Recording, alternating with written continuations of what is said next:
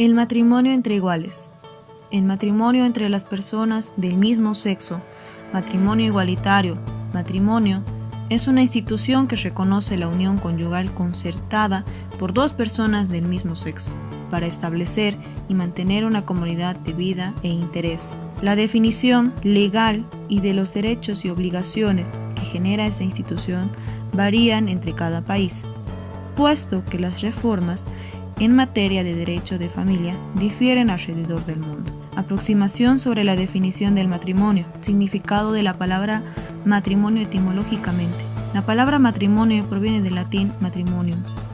Esta voz, en su origen, se encontraba formada por las raíces latinas mat, procedente del vocablo latino mater, matriz, que significa madre, y por el elemento monio, que se empleaba para designar actos rituales o jurídicos. A continuación, veremos algunas referencias de algunos autores entre el matrimonio. Para Jorge Adam Godard, el matrimonio romano es simplemente una situación de hecho, el de la convivencia entre marido y mujer. La moral romana no llegó a la comprensión de la existencia de un vínculo jurídico que une a los esposos, como sí lo hizo la moral cristiana, y el derecho canónico en ella fundado. Si bien el matrimonio es el hecho de la convivencia marital, tiene algunas consecuencias jurídicas relacionadas con la condición de los hijos, el patrimonio de los cónyuges, especialmente la dote y la sucesión hereditaria. También respecto de la misma esposa, que puede quedar sometida a la manus o potestad de su marido.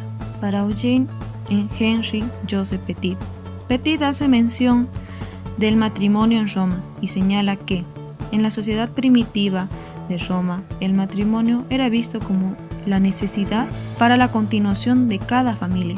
De ahí proviene la importancia del matrimonio teniendo como fin la procreación de los hijos. Para Luis Rodolfo Argüello, dice que el matrimonio puede definirse como cohabitación de dos personas de distinto sexo, con la intención de ser marido y mujer, de procrear y educar a sus hijos, construir entre ellos una comunidad y absoluta de vida.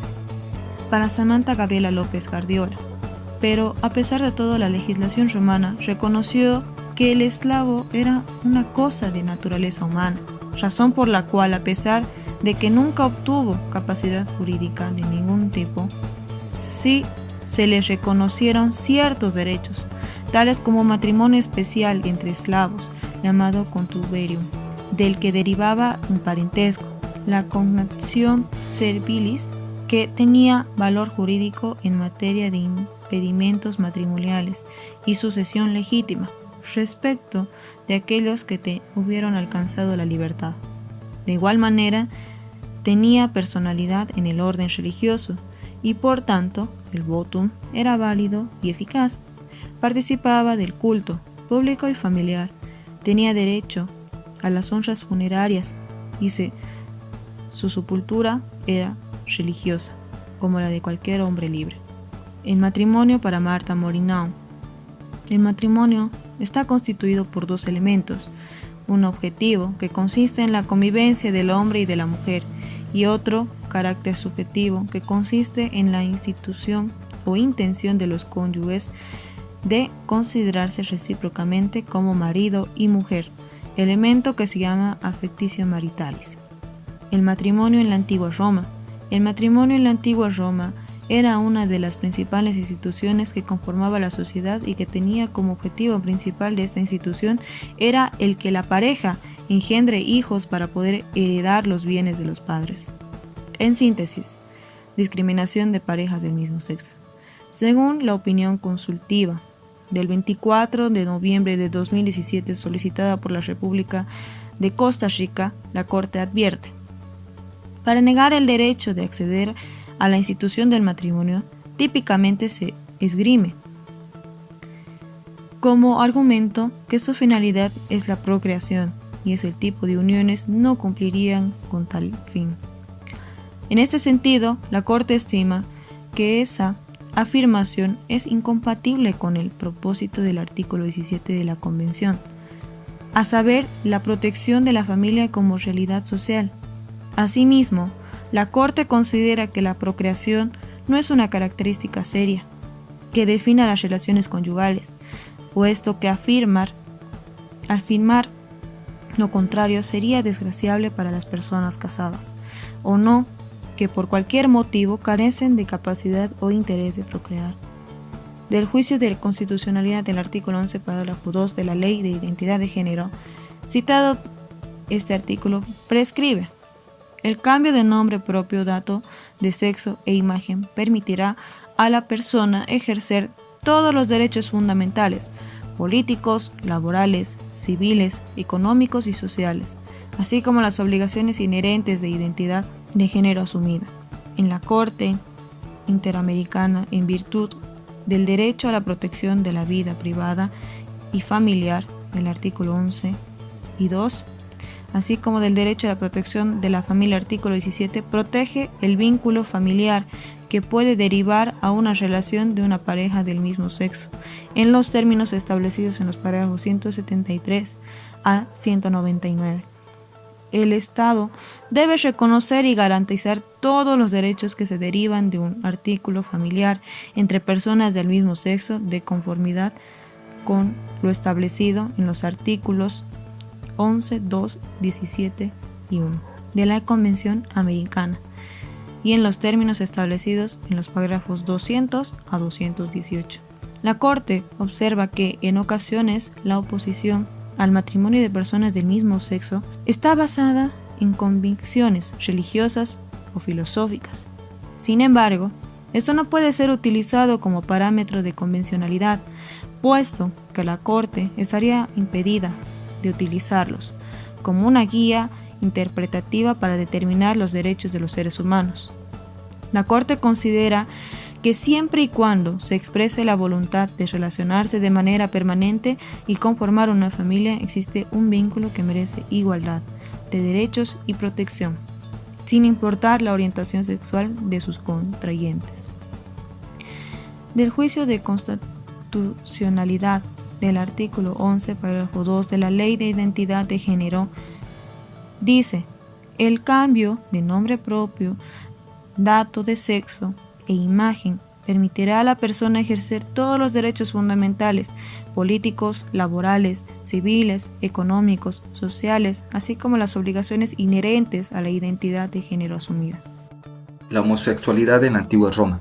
Las fuentes históricas disponibles sobre la práctica de la homosexualidad en la antigua Roma, sus actitudes y aceptación del hecho son abundantes. Hay obras literarias, poemas, grafitos y comentarios sobre las predilecciones de todo tipo de personajes, incluso emperadores solteros y casados. Sin embargo, las representaciones gráficas son más escasas que en la Grecia clásica. Las relaciones homosexuales en la República Romana. En los comienzos de la República Romana, las relaciones homosexuales entre hombres libres estaban penadas, incluso con la muerte, por una ley escantinia.